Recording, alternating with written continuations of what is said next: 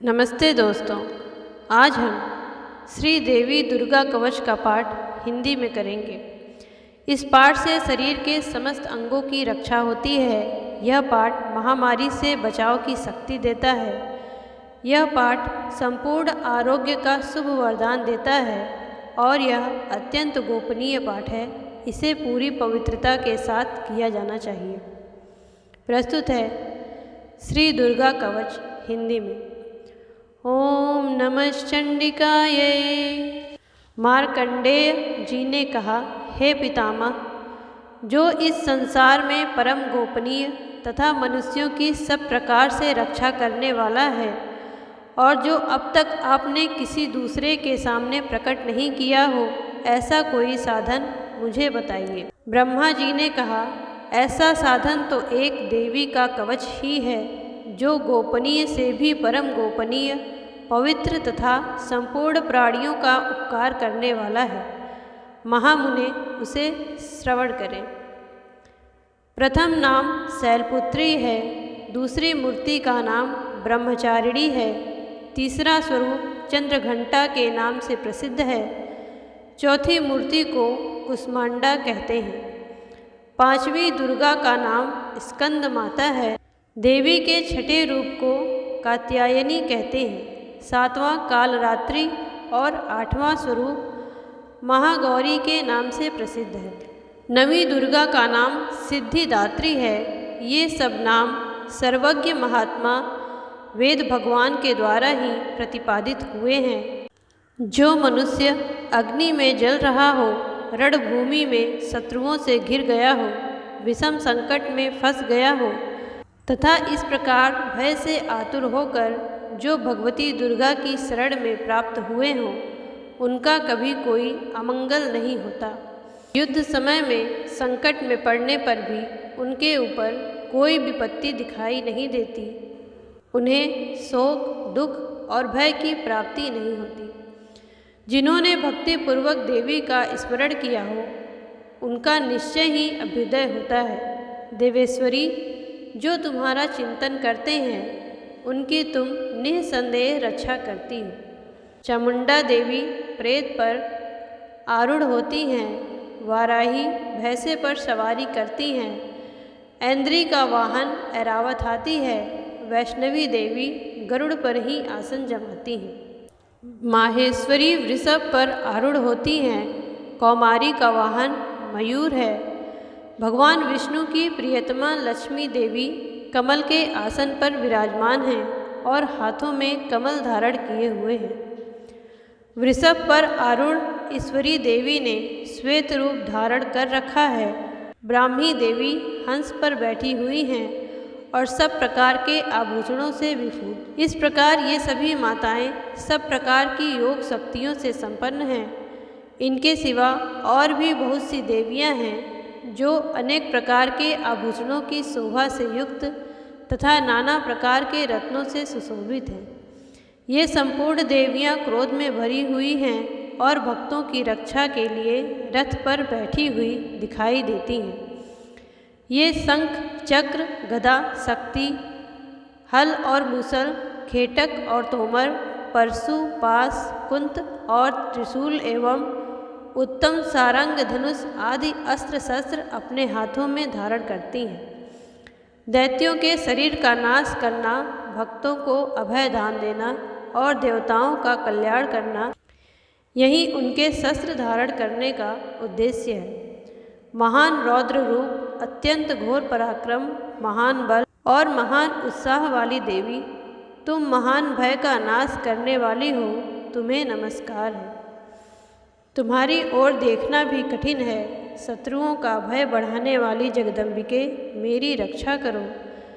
पूर्व दिशा में ऐन्द्री अर्थात इंद्र शक्ति मेरी रक्षा करो। अग्निकोण में अग्नि शक्ति मेरी रक्षा करें। दक्षिण दिशा में वाराही तथा नैऋत्य कोण में खड्गधारिणी मेरी रक्षा करें। पश्चिम दिशा में वारुणी और वायव्य कोण में मृग पर सवारी करने वाली देवी मेरी रक्षा करें। उत्तर दिशा में कौमारी और ईशान कोण में शूलधारिणी मेरी रक्षा करें। ब्रह्माणी, तुम ऊपर की ओर से मेरी रक्षा करो और वैष्णवी देवी नीचे की ओर से मेरी रक्षा करें। इस प्रकार सब को अपना वाहन बनाने वाली चामुंडा देवी दसों दिशाओं से मेरी रक्षा करें। जया आगे से और विजया पीछे की ओर से मेरी रक्षा करें। वाम भाग में अजीत और दक्षिण भाग में अपराजिता मेरी रक्षा करें। उद्योतिनी शिखा की रक्षा करें। उमा मेरे मस्तक पर विराजमान होकर रक्षा करें। ललाट में मालाधारी रक्षा करें और यशस्विनी मेरे भौहों का संरक्षण करें। भौहों के मध्य भाग में त्रिनेत्रा और नथुनों की यमघंटा देवी रक्षा करें। दोनों नेत्रों के मध्य भाग में शंखिनी और कानों में द्वारवासिनी मेरी रक्षा करें। कालिका देवी कपोलों की तथा भगवती सांकरी कानों के मूल की रक्षा करें। नासिका में सुगंधा और ऊपर के होठ में चर्चिका देवी रक्षा करें। नीचे के होठ में अमृत कला तथा जिह्वा में सरस्वती देवी रक्षा करें। कौमारी दांतों की और चंडिका कंठ प्रदेश की रक्षा करें। चित्रघंटा गले की घंटी की और महामाया तालु में रहकर रक्षा करें। कामाक्षी ठोड़ी की और सर्वमंगला मेरी वाणी की रक्षा करें। भद्रकाली ग्रीवा में और धनुर्धरी पृष्ठवंश अर्थात मेरुदंड में रहकर रक्षा करें। कंठ के बाहरी भाग में नीलग्रीवा और कंठ की नली में नलकुबरी रक्षा करें। दोनों कंधों में खड्गधारिणी और मेरी दोनों भुजाओं में ब्रजधारिणी रक्षा करें। दोनों हाथों में दंडिनी और अंगुलियों में अंबिका रक्षा करें। सुलेश्वरी नखों की रक्षा करें। कुलेश्वरी कुक्षी अर्थात पेट में रहकर रक्षा करें। महादेवी दोनों स्तनों की और शोक विनाशिनी देवी मन की रक्षा करें। ललिता देवी हृदय में और शूलधारिणी उदर में रहकर रक्षा करें। नाभि में कामिनी और गुह्य भाग की गुह्येश्वरी रक्षा करें। पूतना और कामिका लिंग की और महिषवासिनी गुदा की रक्षा करें। भगवती कटी भाग में और विंध्यवासिनी घुटनों की रक्षा करें। संपूर्ण कामनाओं को देने वाली महाबला देवी दोनों पिंडलियों की रक्षा करें। नरसिंही दोनों घुट्टियों की और तेजसी देवी दोनों चरणों के पृष्ठभाग की रक्षा करें। श्री देवी पैरों की अंगुलियों में और तलवासिनी पैरों के तलुओं में रहकर रक्षा करें। अपनी दाढ़ों के कारण भयंकर दिखने वाली दृष्टा कराली देवी नखों की और ऊर्ध्व केसिनी देवी केशों की रक्षा करें। रोमावलियों के छिद्रों में कौबेरी और त्वचा की बाघेश्वरी देवी रक्षा करें। पार्वती देवी रक्त, मज्जा, वसा, मांस, हड्डी और मेद की रक्षा करें। आंतों की कालरात्रि और पित्त की मुकुटेश्वरी रक्षा करें। मूलाधार आदि कमल कोशों में पद्मावती देवी और कफ में चूड़ामणि देवी स्थित होकर रक्षा करें। नख के तेज की ज्वालामुखी रक्षा करें, जिसका किसी भी अस्त्र से भेदन नहीं हो सकता।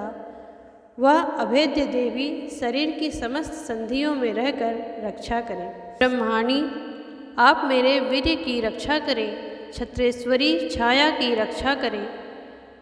धर्मधारिणी देवी मेरे अहंकार, मन और बुद्धि की रक्षा करें।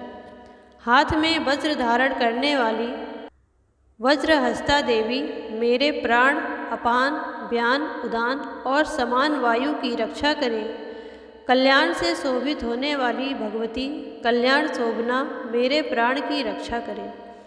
रस, रूप, गंध, शब्द और स्पर्श इन विषयों का अनुभव करते समय योगिनी देवी रक्षा करें तथा सत्वगुण, रजोगुण और तमोगुण की रक्षा सदा नारायणी देवी करें। वाराही आयु की रक्षा करें। वैष्णवी धर्म की रक्षा करें तथा चक्रिणी देवी यश, कीर्ति, लक्ष्मी, धन तथा विद्या की रक्षा करें। इंद्राणी आप मेरे गोत्र की रक्षा करें। चंडिके तुम मेरे पशुओं की रक्षा करो। महालक्ष्मी पुत्रों की रक्षा करें और भैरवी पत्नी की रक्षा करें।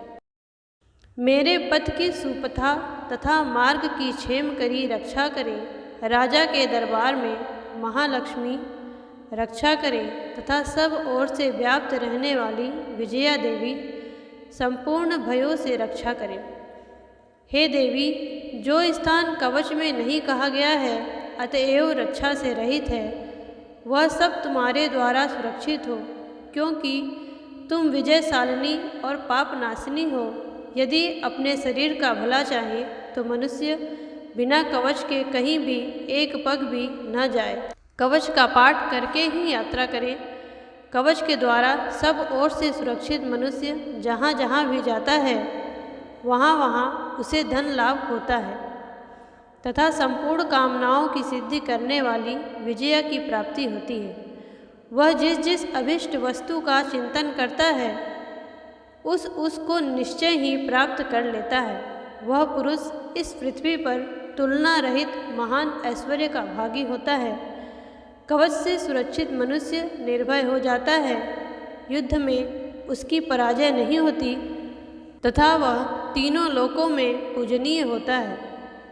देवी का यह कवच देवताओं के लिए भी दुर्लभ है, जो प्रतिदिन नियम पूर्वक तीनों संध्याओं के समय श्रद्धा के साथ इसका पाठ करता है, उसे दैवी कला प्राप्त होती है तथा वह तीनों लोकों में कहीं भी पराजित नहीं होता। इतना ही नहीं, वह अमृत्यु से रहित होकर 100 से भी अधिक वर्षों तक जीवित रहता है। मकरी, चेचक और कोढ़ आदि उसकी संपूर्ण व्याधियाँ नष्ट हो जाती हैं।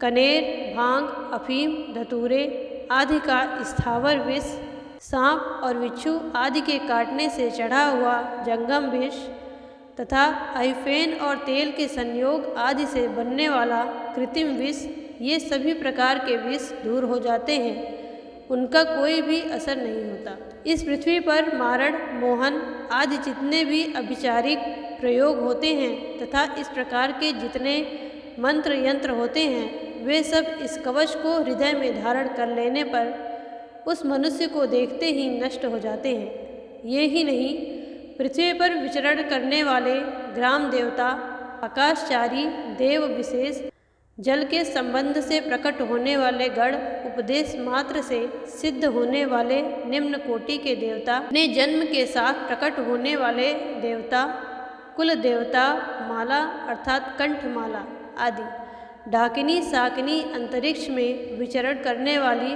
भयानक डाकिनियाँ, ग्रह, भूत, पिशाच, यक्ष, गंधर्व, राक्षस, ब्रह्म राक्षस, वेताल, कुष्मांड और भैरव आदि अनिष्टकारक देवता भी हृदय में कवच धारण किए रहने पर उस मनुष्य को देखते ही भाग जाते हैं। कवचधारी पुरुष को राजा से सम्मान वृद्धि प्राप्त होती है।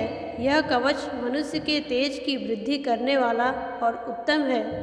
कवच का पाठ करने वाला पुरुष अपनी कीर्ति से विभूषित भूतल पर अपने सुयश के साथ साथ वृद्धि को प्राप्त करता है।